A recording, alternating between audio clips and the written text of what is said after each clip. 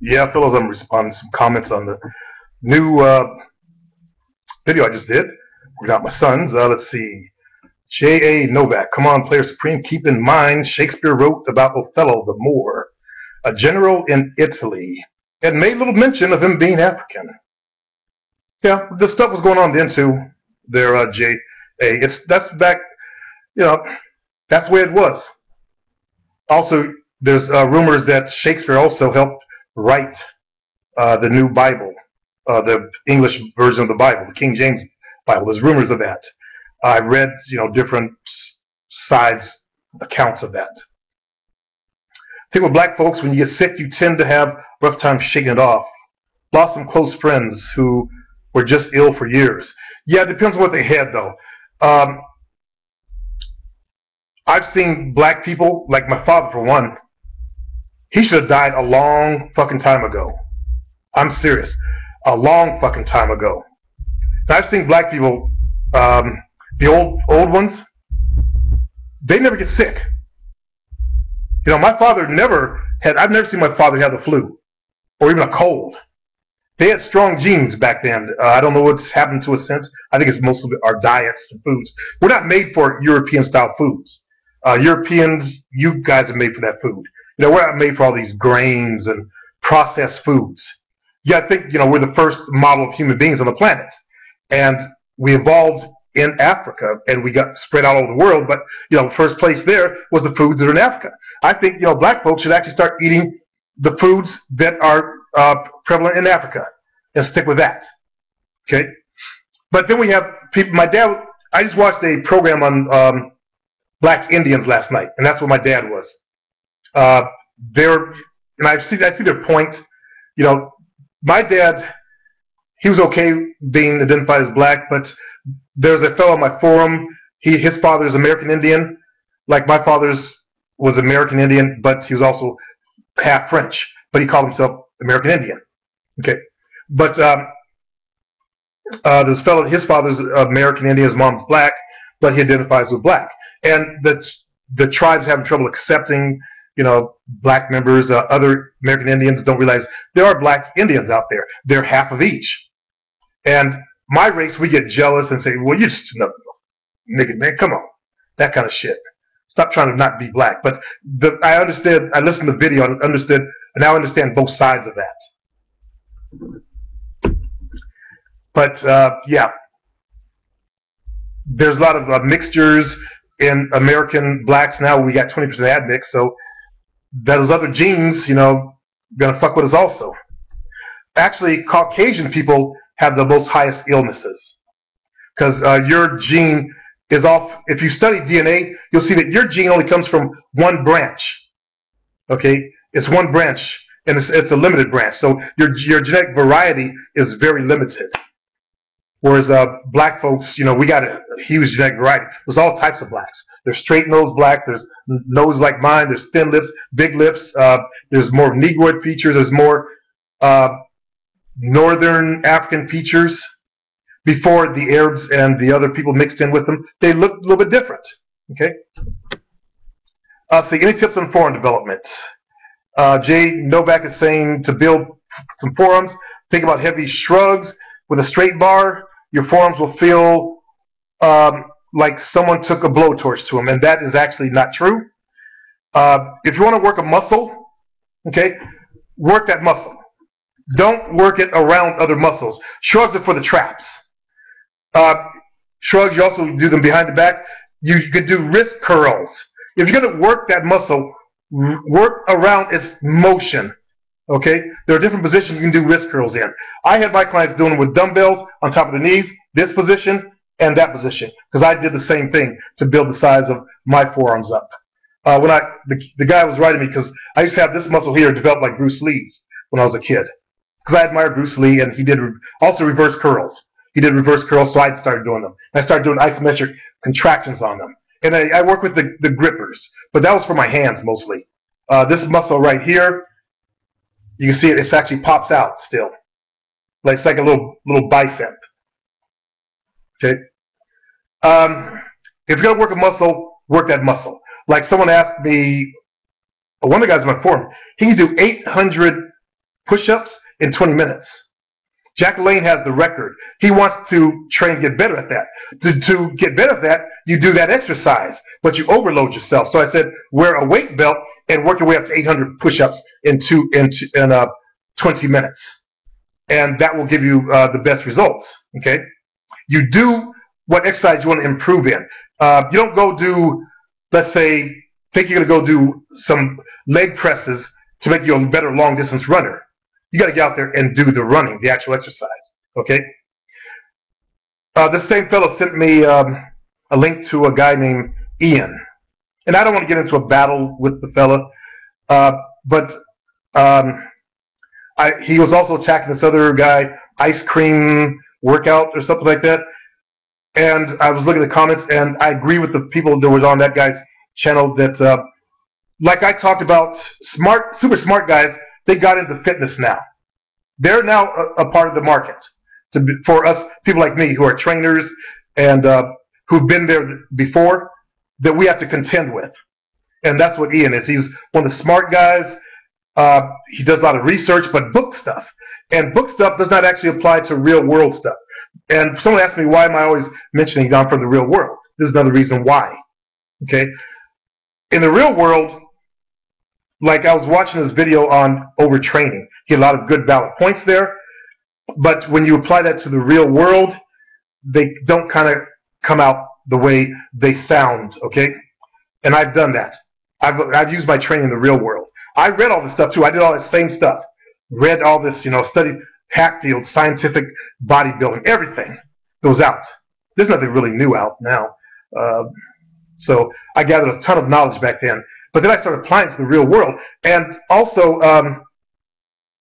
the smarter guy market, the majority of you guys, you don't have the bodies of normal people. Not to put anybody down, because I think you guys have the potential to build the best bodies, because many of you guys are small framed. And when a small framed person adds some muscle, like I've said, because they already got the 6-pack or even 8-pack abs, they look damn good, okay? But the bigger framed people with the better motor receptor connectors to their bodies, they're going to build some huge muscles. It's just natural. Like, I can look at weights and my pecs get big. But the difference is that there are different people out there, okay? If you're the fellows putting down overtraining, and that's based on information. See what a nerd I was about it. The Bulgarians back in the late 80s and early 90s did this thing called the Bulgarian system. I actually ordered it and bought it too. But it was training. You trained every day, practice all day long, and they adapted to it. But these were big, mesomorph, endomorphic human beings, not ectomorphic. Okay, ectomorphs' bodies will fall apart. It will go into a state of overtraining. So all that theory that we can learn is about a certain group of people. It does not apply to everybody. It's not a one-size-fit-all thing out there. That's what you learn when you really start doing real training. Okay? Trainers, after they've been in the game for a while, they actually realize, okay, I got to change what I do. Because what I'm doing is making this person get injured. And that's what I went through. We all go through it. If you're smart, you figure it out fast. Because your clients, you start getting injured. Okay? I've never injured a client. Seriously. I've had them get little minor injuries. And then I adjust their workout. I realize, okay, well, they might have a weakness in this tendon here due to the structure of their bone structure and stuff. So, like I had one lady that I quit training her legs. Okay? Because she had a genetic disorder in her knees. You don't think about this stuff. That's the first time I ran across it. And she built a really nice thighs and buns with the exercise I was giving her. Old-fashioned stuff that we did in aerobic classes. Now, as I said at the beginning, you start training the muscle. If you're going to train the muscle, train that muscle. If I want to make my pecs big, I'm not going to go and do pull-ups just because it makes me contract the pecs or my torso. Okay, I'm going to go do exercise like push-ups and bench presses with dumbbells.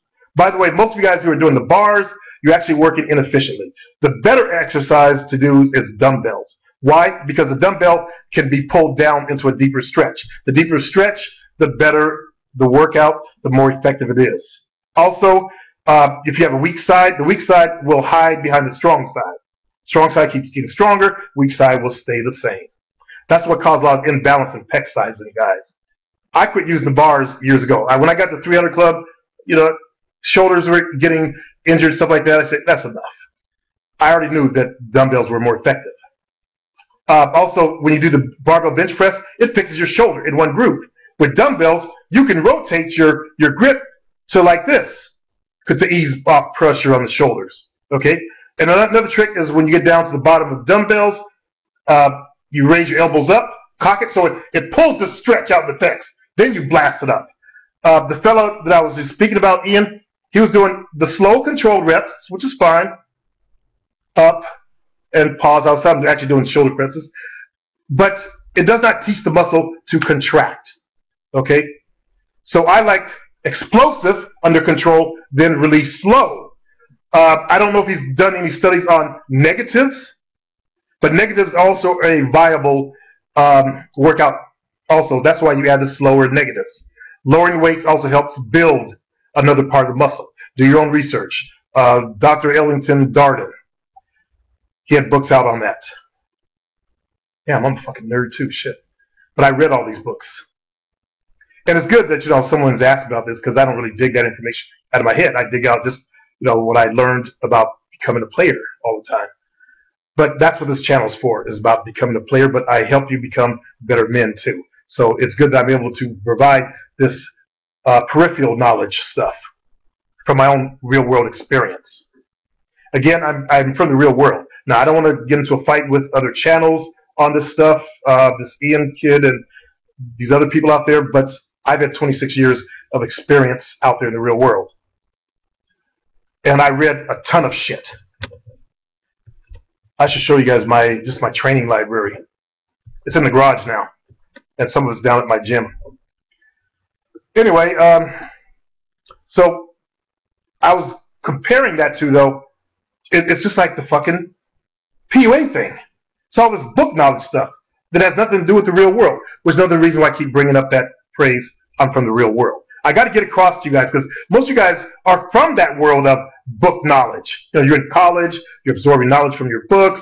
You got the PUAs, you know, giving you more book knowledge that's not based on real life stuff.